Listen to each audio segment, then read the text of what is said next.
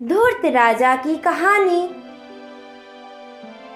एक समय की बात, एक छोटे से राज्य में एक धूर्त और चालाक राजा राज करता था। उसका नाम था राजा विक्रम। राजा विक्रम के पास ना केवल बुद्धिमानी थी, बल्कि वो अपने दुश्मनों को मात देने के लिए किसी भी हद तक जा सकता था। उसकी चालाकियों के किस्से दूर दूर तक फैले थे।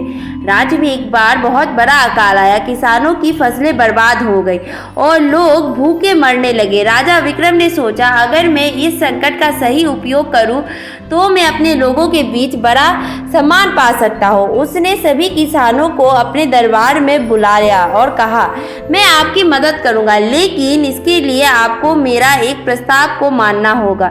राजा ने किसानों से कहा कि उन्हें अपने सभी अनाज को दरबार में जमा करना होगा। वो उन्हें आश्वासित करता है कि वो उसके बदले पर्याप्त धन देगा। किसानों ने मजबूरी में राजा की बात मान ली।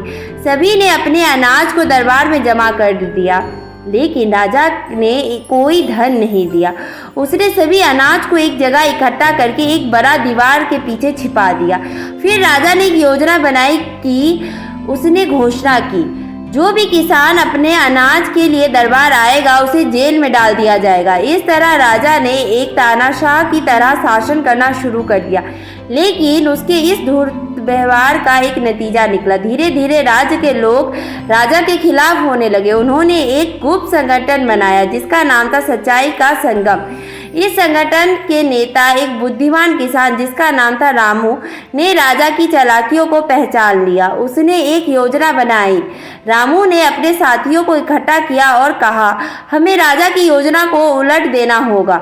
हमें एक ऐसा जाल बिछाना होगा कि राजा खुद अपनी धूर्तता में फंस जाए। किसान ने मिलकर काम किया और राजा के पास एक संदेश भेजा कि एक भव्य मेला आयोजित होगा।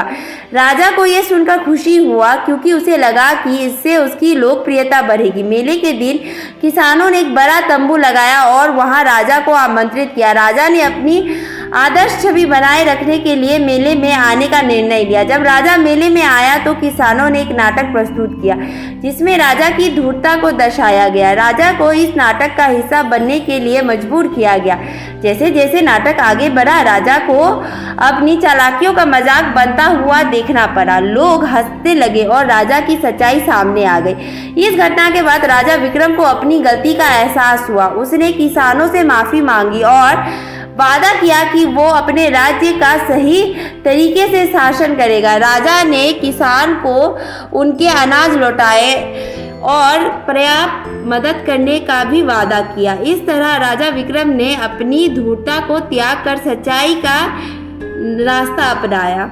इस कहानी से हमें ये सीखने मिलता है कि चालाकी से जीतने के बजाय सच्चाई और ईमानदारी से जीवन का जीना हमेशा बेहतर होता है।